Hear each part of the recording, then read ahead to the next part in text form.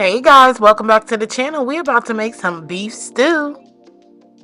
So these are the ingredients you'll be using. Some Cajun seasoning from Simply Spicy Spice, onion powder, paprika, garlic powder, herbs de Provence. You have some turmeric right there, cream of mushroom soup. And then we have the Lipton uh, onion soup and dip mix, and then you need some beef broth to go along with that. Beef broth or stock. I'm using stock, and this is 32 ounces. I will add a little more, okay, to it, and some minced garlic. All right, so let's get into it. Oh, I also forgot that you will definitely need some peppercorn medley or some I fresh just ground love that this grinder black comes with pepper. this. Okay, and so I don't use it often, but I need to start to do it, so I don't have to worry about grinding it during cooking. So I'm prepping it for my meal. So now that we have all our seasonings ready, I'm going to place them in this glass dish over here and just mix it up well so we can season our beef. All right, so I have about 2 pounds of Angus meat, stew beef meat here, and I blended all of the seasonings I showed you before. So we are just gonna make sure we cover each piece of meat because we're gonna sear this up in our Dutch oven. Okay, and then I'm gonna blend it all in, okay? Listen, I'm about the flavors. Y'all know that already. Bring the flavor. Ow. We season, we cook it, we eat it. Hey.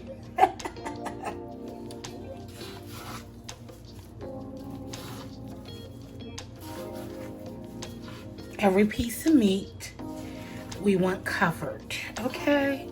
With our seasoning blend. This is going to be so delicious, y'all. When I tell you the flavors are going to be popping, it's going to be plopping. So we're going to need some russet potatoes, any kind of potatoes of your choice. You could use the petite red potatoes, whatever you like, okay? And so I am going to go ahead and get started and peel these, put them in some cold water, and then move on to the next step.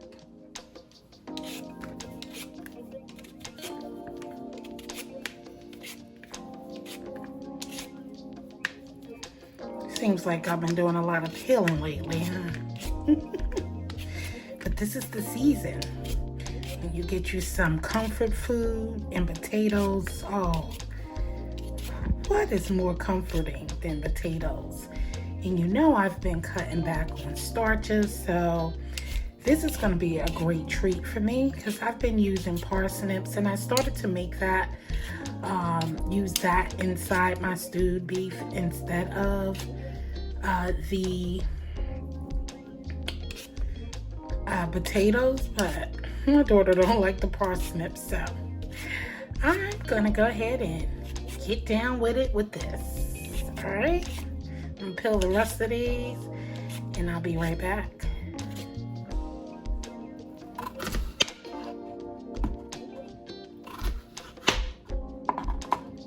And you just want like bite-sized pieces, not bite-sized pieces, but you know, just like that. We're gonna let these soak. Get some of that. Try to get some of the starch out of these potatoes. Right after you finish cutting those up, clean up your board. We're going to fill this with some more water and let it soak. Set it to the side, and let's get our other veggies cut up. Grab your yellow onion and cut this up as well. All right. And we're gonna peel this and just give it a rough chop, okay? You don't need this minced, but if you like yours minced, go ahead and mince it. All right, like I said, you don't have to. Me, I'm just cutting it just like this. And this is how it's gonna be in there, okay? Just like this. It's winter. Time to get some of that good old stick to your bone recipes, which is stews, soups, and roasts. Oh yeah. All right, so we got our green pepper, red pepper, we got our carrots here, we got our celery. All right, so here you have it. Everything has been roughly chopped up, except for I'm just going to cut the carrots in half, but everything else is good. So we are going to start searing our beef, and then we're going to get to sauteing just a little bit our vegetables.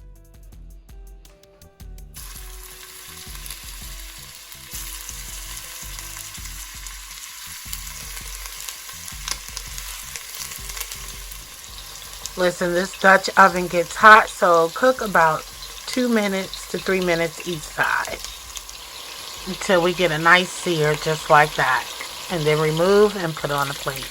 Make sure you do them in batches and don't overcrowd the pan, the Dutch oven too much. You want them to cook well and even. We're at the last batch, y'all. Remember, we're only searing the beef, not cooking it all the way. It will cook the rest of the way as we still compile to the beef stew dish. Okay. This is hot. Let's add in our veggies. Give it a stir. Okay.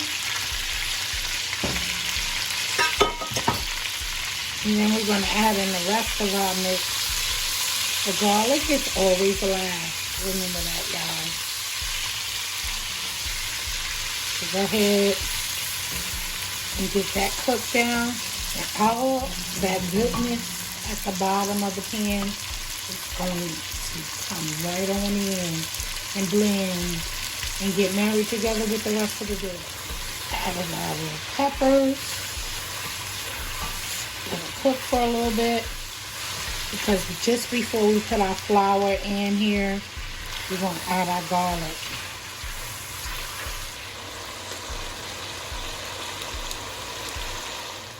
And we put a hefty amount of garlic. As soon as you will smell the aroma, go ahead and add your flour. Flour in, just eyeball it. You don't need too much flour, okay? And then start stirring it, because you want to get it incorporated. I told you the bottom will get clean, right? You see that? Only that's the flour in the bottom. And pour in the rest. This is a half a cup of flour. And I'm gradually pouring it in. And you'll see, we're going to cook this out because you don't want to taste the flour, y'all. So we add the stock. I know the beginning of the sauce is looking dark now, but trust me, it will lighten up as we go along. This sauce is about to be bomb. Bomb diggity. All right, let's go. We're going to add our cream of mushroom in here. Yes, we are. Then we're going to add our Lipton soup seasoning. Give it another stir. Listen. You ain't had this sauce until you had this sauce in your stewed beef, okay? And don't forget, we're going to add a little bit of Worcestershire sauce. And you got to have some steak sauce. I usually use A1 sauce, but hey, baby, they ain't have it. And we going to do it, okay? Just a little bit though, and that's why we don't use salt in this recipe because we got enough goodies up in here. That's gonna be delicious. Delicious. Just eyeball it. Just eyeball it. Stir it in. And then we're gonna add our beef back to the mix in a minute. Let's let this simmer for a little bit. All right, y'all, this is ready. This sauce gonna be bomb. Let's go ahead and add the beef back to the pot. And let's get it all married together. I want the juices. I want all the juices, baby. Stir it all together. We're gonna put our top on. Okay. And we're gonna let this simmer for about 15 to 20 minutes or so. All that good stuff. You see that gravy. Y'all see that gravy. Y'all see it. You see it. And it's nice and thick. But once we add our goodness up into this pot of gold, you know, our carrots and string beans and corn and all that good stuff, it's going to turn out so wonderful. But that's the gravy you looking for right there. Right there, right there. Baby, baby, baby. Ooh, it is hollering in this house, okay? This is looking so delicious. I cleaned off our green beans. Don't forget your bay leaves. All right, guys. The sauce is looking good. The beef is looking good. We're about to go ahead and put our potatoes in here. And then after that, we have our green beans and carrots and corn to put in there. Okay, so I let the potatoes cook for about 10 minutes or so. And now we're going to go ahead and add our carrots, green beans, and corn to the mix.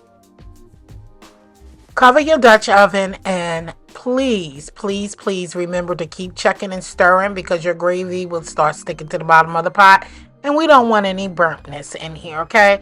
So keep stirring and cook for another 30 minutes until everything is nice and tender. Guys, when I tell you this is so delicious, let's get me a spoon of this gravy and brown rice, okay?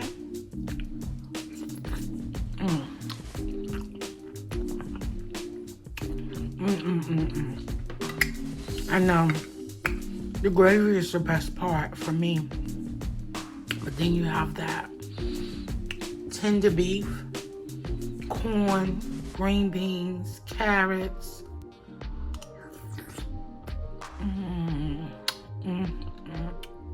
So let me know if you try this recipe. I hope you enjoyed it. Thank you so much for watching. As I always say, I love you. Stay blessed and peace out. Later. I'm gonna enjoy this. My plate is overflowing.